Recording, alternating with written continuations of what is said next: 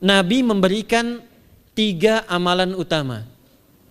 Saya akan bacakan dengan cepat 3 amalan utama yang dikuatkan oleh beliau kepada para sahabat sebelum tiba Ramadan dan sampai sekarang menjadi kurikulum Ramadan Nabi.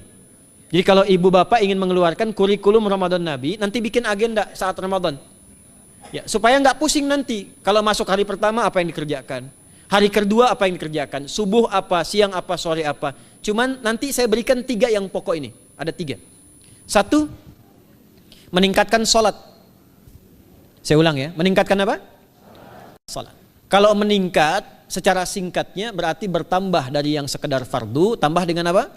Sunnah. Maka dari sekarang keluarkan semua jenis sholat-sholat sunnah. Keluarkan dari sekarang apa saja, siang dan malamnya. Yang rawatib ada berapa rawatib? Rawatib 12. Ya, rawatib itu yang melekat dengan sholat fardu dan menentukan untuk memperbaiki sholat fardu. Menambah, jadi kalau kurang khusyuk ditambah dengan sunnahnya disebut rawatib. Bisa sebelum, bisa setelah sholat fardu. Ada 12 dari hadis Nabi SAW. Man shalla isnatai asyrata rak'atan, siapa yang sholat 12 rakaat fi yaumin wa lailatin, yang mengiringi sholat fardu siang dan malam, ya, bunyalahu bihinna baitun fil jannah, maka akan dibangunkan baginya satu rumah di surga kalau konsisten menunaikan 12 itu sampai meninggal dunia. Sahabat yang mendengar itu mengatakan kompak semuanya, sejak mendengar hadis itu kami usahakan istiqomah sampai meninggal tidak meninggalkannya. 12 itu 2 sebelum subuh, cepat. 4 sebelum zuhur, 2 setelah zuhur, 2 setelah maghrib, 2 setelah isya. 2 rakaat sebelum subuh, 4 rakaat sebelum zuhur. Kalau nggak bisa 4 rakaat karena terbatas waktunya, boleh 2 rakaat khusus untuk sebelum zuhur. Kalau nggak bisa 4, boleh berapa? 2. Dalilnya hadis Ibnu Umar radhiyallahu taala anhuma. Kata beliau, hafidtu asyra rakaatin, saya hafal 10 rakaat dari Nabi sallallahu alaihi wasallam salat sunnah. Maka menyebutkan sebelum zuhur 2 rakaat.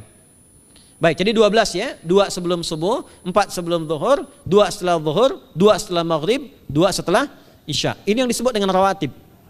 Jamak dari kata ratib. Di luar ini mutlak. Mutlak ini ada yang berdampingan dengan salat fardu, ada yang terpisah. Contoh yang berdampingan, 4 rakaat sebelum asar. 4 rakaat ini bukan disebut rawatib, tapi salat mutlak. Cuma waktunya berdampingan dengan salat fardu. Jadi dia nggak memengaruhi salat fardu, cuma punya keutamaan sendiri. Apa keutamaannya? Hadis Ibnu Umar radhiyallahu taala anhuma, ketika beliau menyampaikan qala Nabi sallallahu alaihi wasallam rahimallahu ra'an shalla qabla al-asri arba'an. Allah akan menambahkan rahmat pada orang yang terbiasa salat 4 rakaat sunnah sebelum salat asar. Jelas ya? Baik. Kemudian apalagi setelah itu? Salat di antara 2 adzan dan 2 adzan ini, adzan dan iqamah.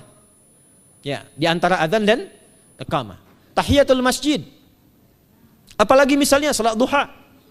Duha dibagi 3. Awal duha itu kurang lebih 1,5 jam setelah salat subuh. Subuh sekarang misal 4:30, maka jam 6 muncul awal duha. Namanya syuruk. Saya ulang, salat apa namanya? Syuruk itu salat awal duha. Jumlah rakaatnya 2 rakaat. Man shallal ghadata fil jama'ati thumma yaqudu yadhkurullah subhanahu wa ta'ala fa yusalli rak'ataini fakana alaihi ka ajri umratin wa hajjin, ya ka ajri ummatin wa hajjin tamatan.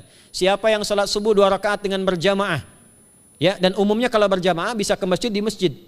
Kalau tak mampu ke masjid, tunaikan di rumahnya. Setelah itu tidak beranjak dulu, dia duduk untuk berzikir kepada Allah. Zikir itu bisa baca Quran. Quran surah 15 ayat 9 itu Quran disebut dengan zikir. Quran surah 54 ayat 17, 22, 32, 40 itu Quran disebut dengan zikir. Bisa baca Quran, bisa berdoa. Doa disebut dengan zikir. Quran surah ke-7 ayat 205. Ya.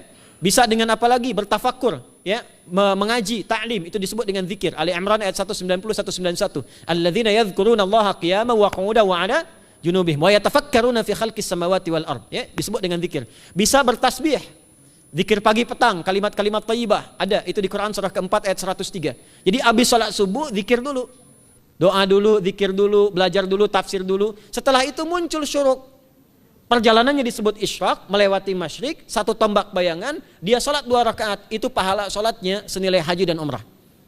Sempurna. Bukan sudah haji, bukan. Mau kemana? Ibu mau haji dulu? Tidak.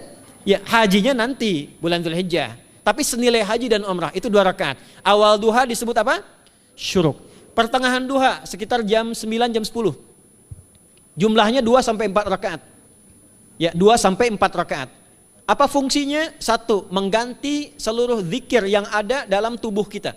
Mata berzikir, telinga berzikir, lisan berzikir, bisa diganti dengan 2 rakaat duha. Itu waktunya pertengahan duha. Kurang lebih dari jam 8, 9, 10 lah, kurang lebih 3 jam itu. Ya. Yang kedua, bisa menghambat atau menghentikan, menahan satu musibah umum. Misal ada kebanjiran nih atau macet nih. Orang-orang kena macet. Bapak yang biasa sholat duha pertengahan itu tiba-tiba ditolong oleh Allah, dibebaskan. Tiba-tiba ada orang datang, Pak lewat sini di sana macet. Atau dibimbing ada kontraflow. Itu manfaatnya duha tuh. Yang pertengahan. Yang terakhir adalah akhir duha. Sekitar jam 10 sampai jam 11 menjelang ke zuhur. Ya, akhir duha itu jumlahnya dari 2 bisa 4 sampai 8 rakaat. Di antara manfaatnya bisa mempermudah datangnya rizki dengan izin Allah Subhanahu wa taala ketika ikhtiar. Itu duha. Nanti ke malamnya silahkan tahajud, tingkatkan tarawihnya sampai ditutup dengan witir. Itu salat. 2 yang terakhir saya cepat, 2 yang terakhir adalah banyak berinteraksi dengan Al-Qur'an. Ada 3 caranya. 1, banyak membaca. Itu namanya qiraah. Silahkan Bapak Ibu siapkan dari sekarang, targetnya khatam misalnya 1 kali, berapa juz? 30 juz. Kalau mau gampang bagi 30, berarti 1 hari berapa? 1 juz. Paling gampang lagi, supaya nggak capek ngajinya, supaya nggak capek, bagi 1 juz 5 waktu sholat. Contoh, juz pertama itu Al-Baqarah plus Al-Fatihah. Al-Fatihah saya nggak hitung lah karena sudah hafal ya. Al-Baqarah itu 141 ayat, juz pertama. Bagi 5, 28. Jadi setiap ketemu waktu sholat, bagi 2 lagi, 28 bagi 2 berapa? 14. Sebelum sholat baca 14 ayat, setelah sholat baca 14 ayat. Itu 14 ayat tuh paling-paling nggak nyampe 5 menit Bu, Pak. Kalau investasi 10 menit setiap waktu sholat, bagi 2 kita baca 14 ayat, itu insya Allah selesai Ramadan khatam Quran. Itu udah rumus. Ya, tidak cukup dengan amin, siapkan dari sekarang. Siapkan. Ya. Kemudian mengkaji, kajian, tilawah. Itu tilawah itu di hadis Muslim pahalanya banyak. Ya, majtama'a qaumun fi baitin min buyutillahi. Ya, kita ngajinya Quran hadis ya, biar ya, lebih kuat dalilnya. Majtama'a qaumun fi baitin min buyutillahi yatluna kitaballahi wa yatadarasuna fima bainahum. Ya, siapa yang bisa tilawah Quran, ngaji, tafsir, keluarkan misalnya untuk Ramadan 10 hari saya pengen tahu Al-Fatihah. Itu ketika dilakukan punya 4 keutamaan. 1, ghasyiyatuhum rahmah. Selama ngaji rahmat Allah dibentangkan. Kalau pengen doa cepat dikabulkan, kalau istighfar diampuni. Yang kedua, awas ini nazalat alaihimus sakinah, diberikan ketenangan dalam jiwa. Bapak Ibu pengen di rumah tangga nyari sakinah, isi dengan Quran di rumah. Amalan terakhir infak. Ya, hadisnya dari Ibnu Abbas, Ibnu Abbas radhiyallahu taala anhuma, qala, ya, beliau mengatakan kana Nabi sallallahu alaihi wasallam ajwadan nas wa ajwadu ma yakunu fi Ramadan. Adalah Nabi sallallahu alaihi wasallam itu orang yang sangat luar biasa dermawan dan lembut. Dan bertambah dermawan lagi ketika tiba Ramadan. Apa yang dilakukan Nabi? Mensupport sahabat, siapapun yang punya anggaran untuk infak, disiapkan sebelum Ramadan. Jangan berpikir banyak Bu. Yang penting ada anggaran, 30.000 nggak ada masalah. Setiap hari 1.000, tidak harus uang, makanan. Pernah dengar hadis ini nggak? Siapa yang memfasilitasi bukaan orang puasa, walaupun dengan sebiji kurma dan sehirup air, maka dia mendapatkan pahala seperti orang puasa itu tanpa dikurangi sedikit pun. Ada? Hadisnya sahih di At-Tirmidzi. Tapi bukan berarti nyari kurma ke Tanah Abang setiap hari 1. Terus minumnya 1 sedotan aja ganti-ganti. Ya, maksudnya apa? Yang paling minimal kita bisa keluarkan. Itu pahalanya 700 kali lipat dikali 10. Paling standar. 700 kali itu standar biasa di hari ini. Dalilnya Al-Baqarah ayat 261 yang dibacakan Adinda tadi kita itu. Ramadan kali 10 lagi. Maka dari itu disiapkan dari sekarang untuk infak. Kalau kami di desa itu, ibu saya selalu kalau Ramadan itu RT-nya setiap rumah. Ini untuk bukaan hari ini rumah A, rumah B, rumah C. Bukaan besok rumah A, rumah B, rumah C. Boleh tuh di PWM Pak dipraktikkan. Ya, misalnya anggota perserikatan siapa dikasih kesempatan. Mungkin nanti yang lain kurmanya, yang ini misalnya jeruknya, yang ini ininya. Setiap ada bukaan ya kirim ke yatimnya, ya kemudian ke pondok-pondok asuhan Muhammadiyah yang tadi disebutkan sekian ribu itu, cari pahala.